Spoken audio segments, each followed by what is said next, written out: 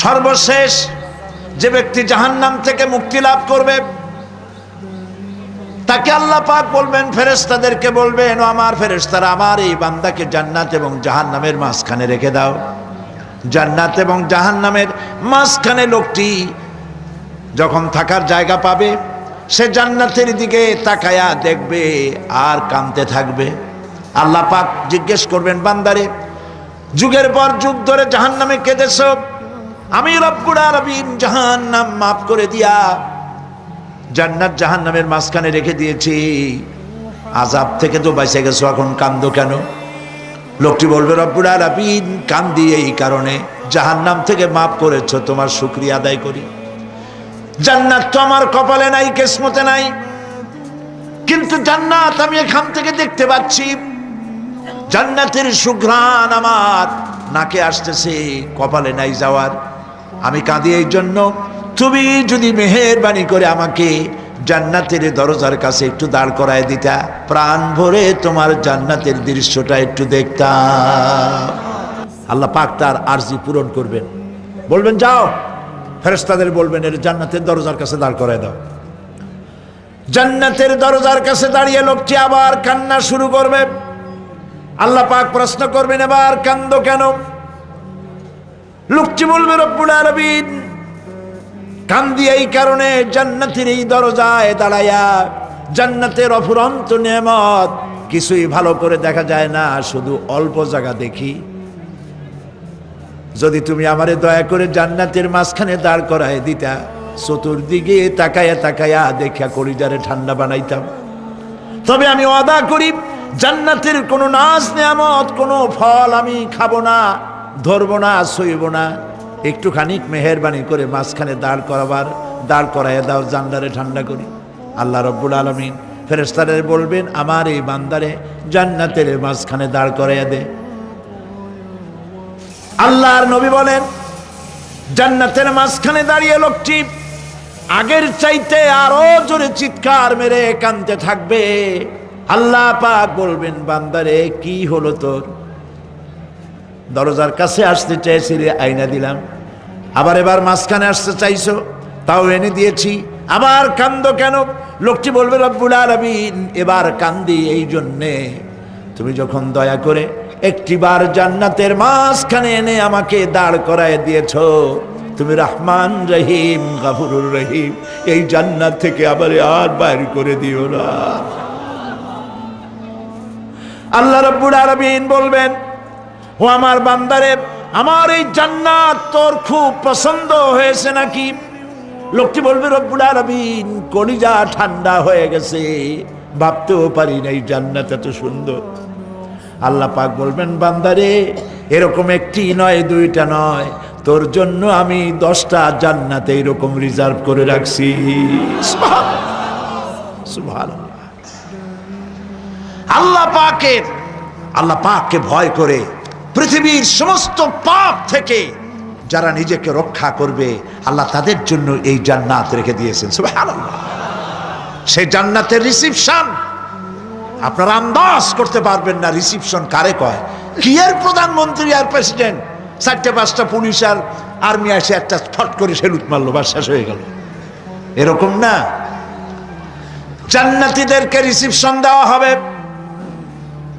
জান্নাতীরা যখন আল্লাহর হুকুমে জান্নাতের দিকে যেতে লাগবে, আর যখন জান্নাতের কাছে চলে যাবে, আল্লাহ রাব্বুল আলামিন শোনায় দিচ্ছেন, হাত্তা ইযা জাউহা ফুতিহাত আবওয়াবুহা ওয়া ক্বালা লাহুম খাজানাতুহা সালামুন আলাইকুম তিবতুম ফাদখুলুহা খালিদিন।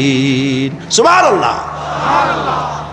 জান্নাতীরা যখন জান্নাতের প্রবেশ করার দরজার মুখোমুখি হবে, দ্বার রক্ষীগণ তখন বলবে, সালামুন আলাইকুম, আল্লাহর শান্তি তোমাদের উপরে বর্ষিত হোক। সুবহানাল্লাহ।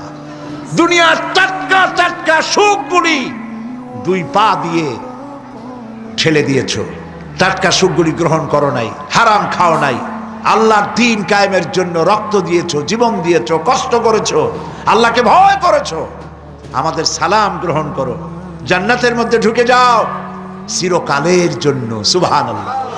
আর বাইর হওয়া লাগবে না, চিরকাল এই জান্নাতের মধ্যে তোমরা বসবাস করতে পারবে। আল্লাহ রাব্বুল আলামিনের ফেরেশতারা বলে দিবে। জান্নাতের মধ্যে আল্লাহ পাক হুরদের সঙ্গে জান্নাতীদের বিয়ের ব্যবস্থা করে দিবেন।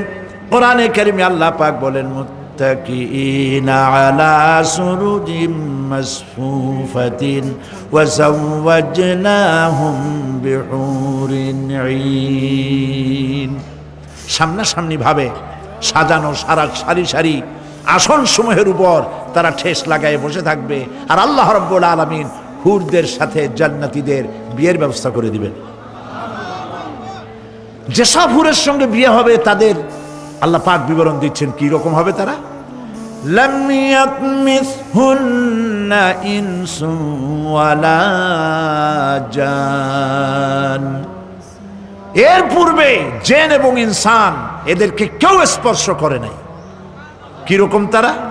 কাআন্নাহুন্নাল ইয়াকুতু ওয়াল মারজান।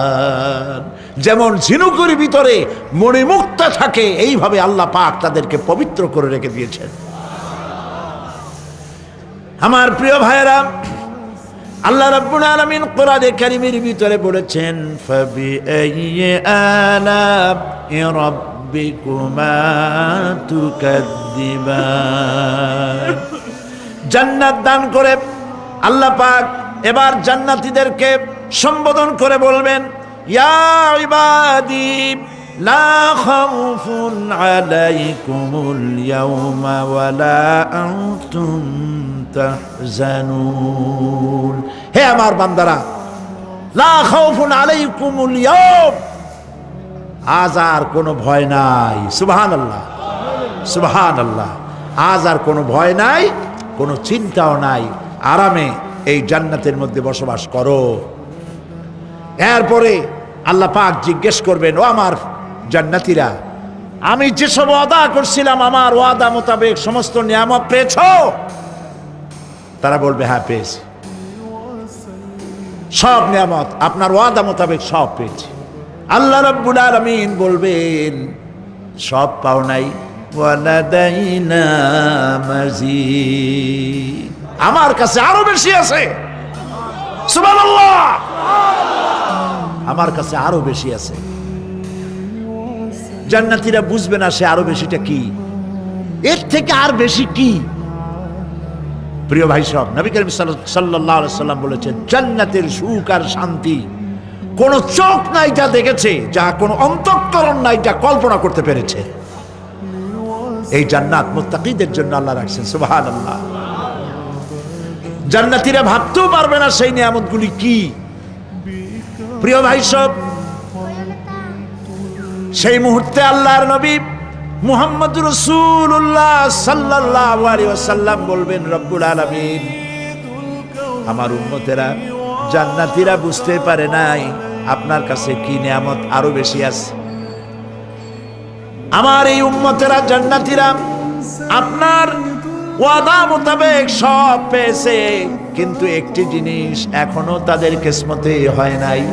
সেই জিনিসটা হলো, যারা তার রবকে না দেখে শুধু কোরআন আর হাদিসের কথা শুনে আরবের ঘুম হারাম করে তাহাজ্জুদের নামাজ আদায় করেছিল, চোখের পানি ফেলেছিল, যারা জান্নাত দেখে নাই, জাহান্নাম দেখে নাই, আপনাকে ভয় করে যারা জীবন পরিচালনা করেছিল, যারা আপনাকে দেখে নাই, না দেখে শুধু কোরআন হাদিস বিশ্বাস করে যারা অকাতরে নিজেদের জীবন বিলায় দিয়েছিল, এই জান্নাতীরা এখন পর্যন্ত তার রবকে দেখতে পারে নাই। আল্লাহ রাব্বুল আলামিন তার সামনে থেকে ৭০,০০০ পর্দা সরে যাবে। আল্লাহ পাক বান্দাদের আরজি পুরা করার জন্য জান্নাতীদের সামনে তিনি জালোয়া ফরজ হবে। কোরআন শরীফের ভিতরে আল্লাহ পাক বলেন, জান্নাতীরা তারা আল্লাহর দিকে, জান্নাতীরা তার রবের দিকে তাকিয়ে থাকবে, আর রব তার বান্দা এর দিকে তাকায়া থাকবে। প্রাণ ভরে জান্নাতীরা রবকে দেখবে, সুবহানাল্লাহ, আল্লাহ পাককে দেখবে। প্রাণ খুলে আজ দোয়া করি রব্বুল আলামিন, জান্নাতের যেই পরিবেশে যেই জায়গায় তুমি দয়া করে তোমার গোলামদেরকে তুমি নিজেই দর্শন দিবে, দেখা দিবে। মনিব গো, ও আমাদের রব, আজ এই বিশাল জনসমুদ্র নিয়ে তোমার দরবারে আবেগ ভরা কণ্ঠে বলি, যেই অনুষ্ঠানটি তুমি এমন মুবারক অনুষ্ঠান করবে যেখানে তুমি জান্নাতীদেরকে দেখা দিবে, ওই জান্নাতের ওই অনুষ্ঠানের কোনো একটি কোনায় কানায় আমাদেরকেও দাঁড় করাইয়া দেখার তৌফিক।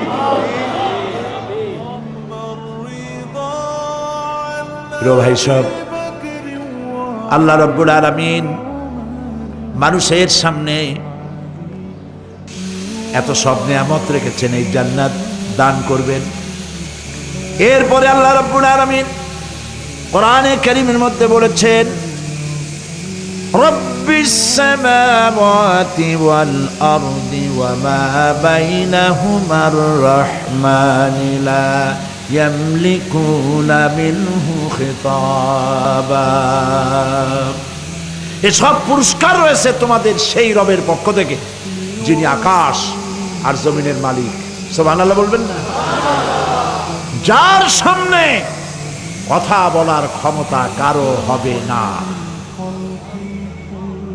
এটি একটি মারাত্মক কথা। কিয়ামতের দিন আল্লাহর দরবারে কেউ কথা বলতে পারবে না আল্লাহর নির্দেশ ছাড়া। একটি আকীদা পরিষ্কার করে নিয়ে যান আপনাদের, সে আকীদাটা এভাবে পরিষ্কার করুন,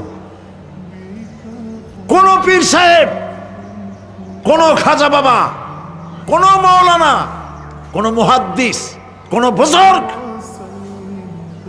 আপনাকে সুপারিশ করতে পারবে না যদি না আল্লাহ পাক তাকে কথা বলার তৌফিক না দেন। মনে থাকবে এটা। আয়াতুল কুরসির ভিতরে আমরা পড়ি, মান যাল্লাযী ইয়াশফাউ ইনদাহু ইল্লা বিইজনিহি। আল্লাহ পাক বলেছেন কিয়ামতের দিন আল্লাহর দরবারে কার সাহস আছে কথা বলতে পারে? মান যাল্লাযী ইয়াশফাউ ইনদাহু ইল্লা বিইজনিহি। আল্লাহর অর্ডার ছাড়া, হুকুম ছাড়া আল্লাহর সামনে কথা বলার সেদিন কেউ থাকবে না। সুবহানাল্লাহ, কেউ কথা বলতে পারবে না।